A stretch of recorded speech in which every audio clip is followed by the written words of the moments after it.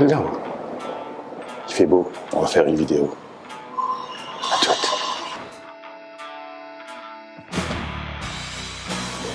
Bonjour à tous et bienvenue sur Samuel Bellec Digital. Aujourd'hui, on va parler de web marketing. On va essayer de passer par qu'est-ce que le web marketing et quels sont les différents composants qui existent à l'intérieur. Et pourquoi je fais ça? C'est parce que très souvent, j'ai la même question qui revient, c'est je veux avoir plus de fans, je veux avoir plus de followers sur Facebook, Instagram, YouTube, etc. Et ma question systématique, c'est pourquoi vous voulez plus de followers? Pourquoi vous voulez plus de fans? Pourquoi vous voulez plus d'abonnés? Et on dit toujours, parce que c'est comme ça que je vais attirer plus de clients, blablabla, etc. Et je dis toujours, non, faux! Pourquoi faux? Parce que ça c'est complexe, mais les réseaux ne montrent pas forcément tout votre contenu à tous ceux qui sont abonnés ou qui sont fans ou qui vous follow. Et ça, vous l'avez tous remarqué sur vos publications. Si vous avez un compte Facebook, vous voyez que ce n'est pas tous vos amis qui vont voir votre contenu. Si vous avez un compte Instagram, vous allez voir la même chose. Si vous avez une chaîne YouTube, vous allez... etc. etc. Les seules exceptions aujourd'hui, ça va être peut-être LinkedIn et TikTok. Et encore, ça dépend du type de contenu que vous êtes en train de faire. Bref, revenons-en à ce qu'on disait. Donc, et du coup, ils me disent, mais du coup, comment faire pour vendre plus? Et je leur dis, ok, on va repartir vers les bases du web marketing. Très bien. Alors, là, on va parler de web marketing. Et on va utiliser l'approche inbound. Donc, comment attirer les gens vers vous. Et non pas outbound, où c'est vous qui allez chercher les clients. Alors, qu'est-ce que le web marketing? Le web marketing, c'est du marketing sur Internet. Qu'est-ce que le marketing tout court? C'est l'étude du marché. C'est où est-ce que vous vendez, qu'est-ce que vous vendez, à quel prix vous le vendez, à qui vous le vendez, de quelle manière vous le vendez, comment vous faites en sorte que les gens sachent et que vous vendez quelque chose pour qu'ils puissent venir et vendre ce que vous faites, etc. Donc il y a plein d'aspects dedans et là on va s'intéresser qu'à l'aspect justement, ce marché dont on va parler, ça va être celui d'Internet. Pourquoi? Parce que c'est du web marketing qu'on fait. Et dans le web marketing, l'un des éléments les plus cruciaux à connaître au début, c'est à qui vous vendez. Qui sont vos cibles? Quel est ce qu'on appelle aujourd'hui les personas que vous avez et qui sont intéressés par ce que vous faites. Alors vous ne pouvez pas dire que c'est tout le monde, vous ne pouvez pas dire que c'est les 18-25 ans, hommes-femmes, etc. donc qui sont en Algérie. Vous devez vraiment savoir qui ils sont, de manière pas personnelle, mais quelles sont leurs préoccupations et quels sont les problèmes que vous pouvez résoudre avec ce que vous vendez.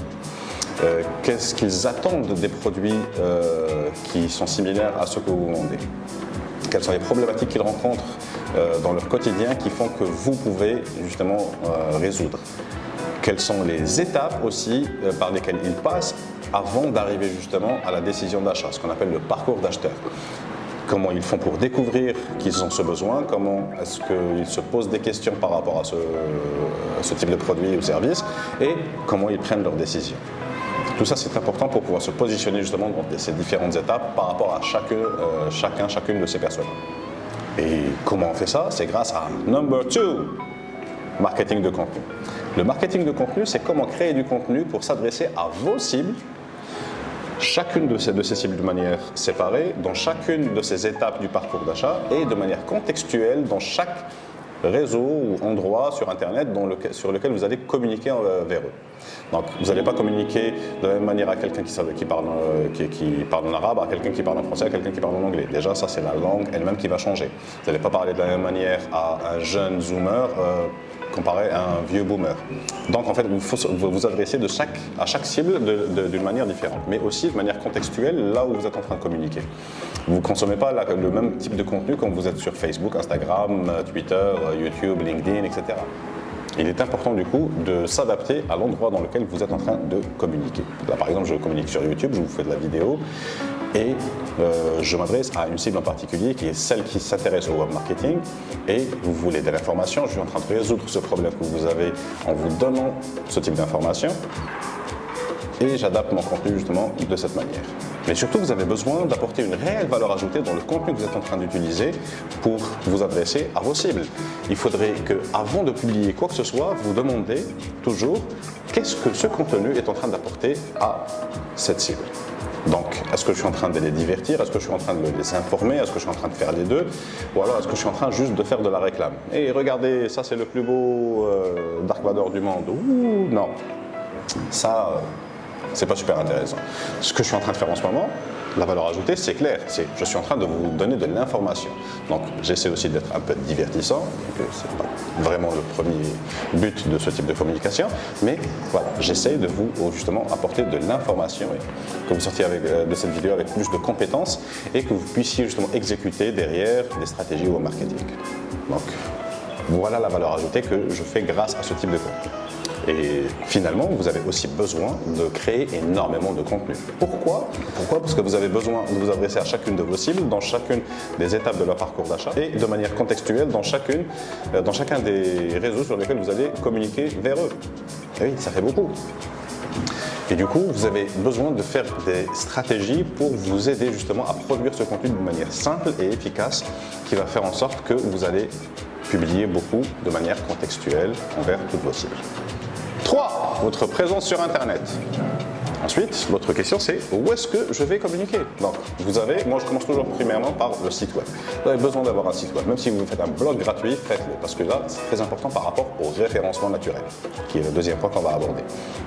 Donc, quand vous avez votre site, vous allez pouvoir justement vous référencer grâce à du texte. Les moteurs de recherche vont vous reconnaître, Google surtout, et vous allez pouvoir justement faire en sorte de répondre aux recherches, aux intentions de recherche de vos différentes cibles. Quels sont les termes qu'ils utilisent pour pouvoir trouver ce type d'informations et vous allez justement réussir à vous classer par rapport à ces différents sujets pour répondre à leurs problématiques. Ça, c'est number 1. Ensuite, numéro 2, les réseaux sociaux.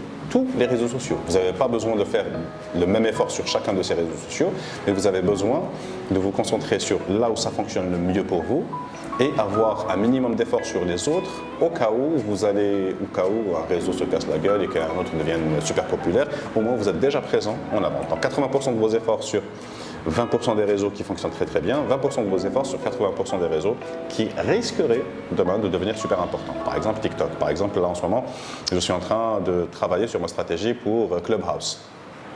Réseau social uniquement audio qui pour l'instant est juste sur iPhone mais ça va venir vers Android et c'est un réseau uniquement audio de conversation. Donc comme c'est une nouvelle approche, je suis en train d'essayer de monter un peu la sauce pour pouvoir l'exploiter correctement. Donc voilà ce que vous avez besoin de faire. Un peu toucher à tout pour éviter le risque de non-présence, pour pouvoir vous adresser à toute votre communauté, quel que soit l'endroit où ils peuvent communiquer vers vous. Ne créez pas de friction entre vous et vos cibles. Il faudrait que vous soyez présent partout. Donc, site web, référencement naturel, tous les réseaux sociaux. Et bien sûr, votre contenu doit être en vidéo, comme ça, en audio, très simple. Une fois que vous avez la vidéo, vous pouvez extraire l'audio. Il y a plein de sites qui vous font, par exemple, dès que vous la mettez sur YouTube, YouTube to MP3, et vous téléchargez l'MP3 et vous pouvez le balancer en podcast. Vous avez aussi donc, les images. Prenez votre vidéo, vous faites des screenshots, ou vous vous préparez, vous faites quelques photos en avance, ou pendant. C'est réglé. Et du texte, donc soit vous faites comme moi, là j'ai un script, donc avec les idées et le texte qui m'aide justement à structurer ma vidéo, ou bien la vidéo, vous pouvez aussi faire la transcription de tout ce que vous avez dit.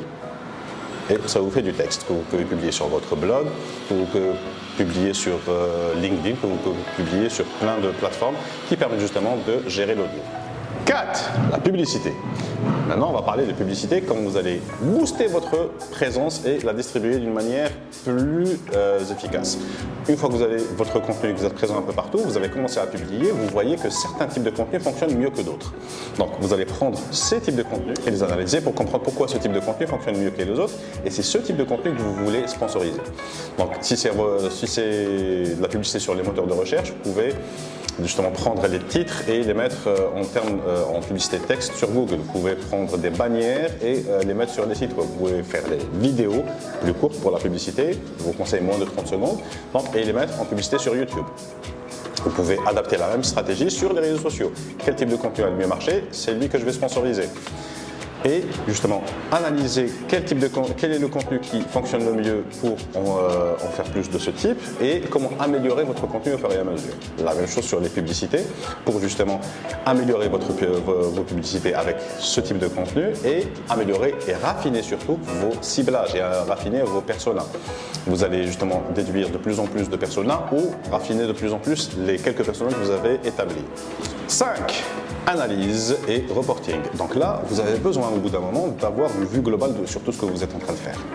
Pour ça, vous pouvez créer ce qu'on appelle des dashboards, donc des tableaux de bord qui vont vous donner un aperçu sur tous vos efforts que vous êtes en train de déployer sur Internet. Si vous avez un site web, vous pouvez utiliser Google Analytics, qui est un super outil gratuit de Google, qui vous permet de voir justement le nombre de visiteurs que vous avez sur le site, les sources de trafic, l'efficacité du contenu, quelles sont les pages qui fonctionnent le mieux, etc. etc. Donc, et dedans, vous allez pouvoir créer votre propre dashboard avec toutes les informations qui sont pertinentes pour vous. Donc ça, c'est une possibilité.